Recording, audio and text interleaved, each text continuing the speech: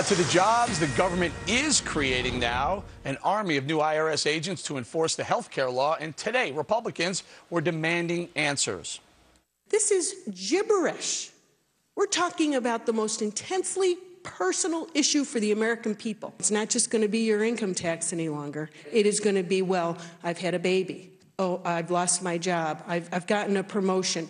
All that now has to be communicated to the IRS. There's nothing that strikes fear in the hearts of people that own businesses and the fact that the IRS is showing up. Sir, I would tell you, you've made it hard for taxpayers, not the IRS. Let's get this right. You wrote this law. The Congress did. No, you know what, Mr. Everson, I just got here.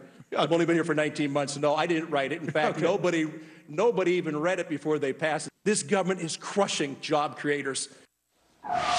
Now to the chairman of that committee, California Republican Congressman Darrell Issa. Chairman, I listened to some of that testimony today, some of that hearing, and it was unbelievable. Give us your sense of what's going on. Is the IRS going to be charged with implementing or at least keeping track of the payments within Obamacare? Absolutely, and it's worse than that. Not only did no member of Congress believe that, in fact, this was a tax law that was mostly about empowering the IRS to delve into every aspect of your life to see whether you did or didn't get a subsidy and so on, but on top of that, $500 billion by an IRS rule, a single stroke of the pen by the commissioner, is going to cause that much more money in subsidy to happen than was in the four squares of the bill. And that's what today's hearing included, was the fact that they are going to be taking and subsidizing people in violation of the letter of the law. And they said, well, it was the intent of Congress. This law was so poorly written and so vague that you can say almost anything was the intent of Congress, even though there wasn't one word on the House floor or in committee that implied what they're doing. But that's what's happening today. It's going to cost the taxpayers $500 billion a year. I want to get to that again in just a minute, but let's talk about that for a second. If I don't pay my taxes, Chairman, I get fined, and basically the IRS comes knocking on my door. As of 2014, if I don't buy health care, is the IRS going to start knocking on my door also? Oh, absolutely. They're going to do more than that. They're going to take $2,000 from your employer, $2,000 from you. Additionally, if there's a subsidy paid for those who don't take it, this is not a subsidy you apply for. It's one the IRS will deem. They'll take that from your employer. So it could cost $5,000 between the whole shebang for not doing it. But more importantly, you now are going to have to explain to the IRS, and they're going to look for changes in all kinds of status, including married, who's living in the house.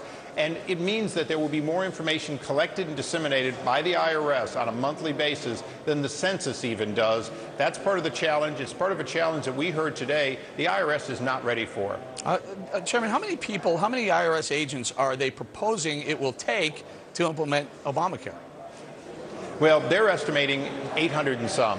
But let's remember, we now have 67,000 TSA agents when they estimated 16,000. So you know how government works. If they estimate less than 1,000, it'll be more than 4,000. All right, Congressman, we just had Joe Grano, who used to run UBS, a well-respected man on Wall Street. He said the partisanship is disgusting. I believe that was his word, disgusting.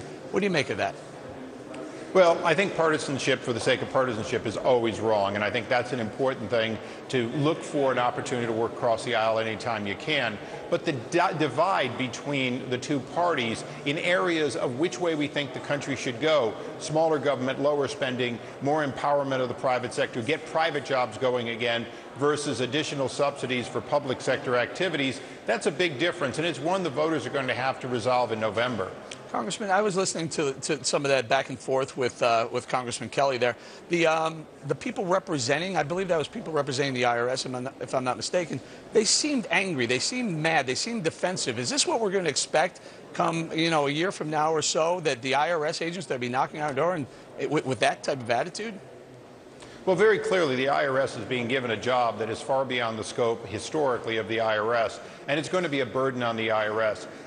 Both witnesses today, both the commissioner and the tax advocacy, they said basically in written statements, in written reports, that they're going to have to choose between audits and, if you will, snooping into whether or not you get this subsidy of a few $1,000s or not.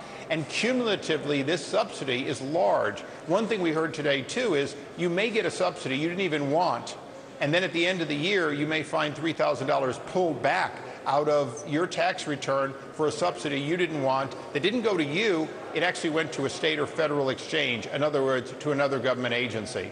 Sounds like a lot more bureaucracy. Chairman Darrell Issa, thank you, sir. It is. Thank you, Eric. All right.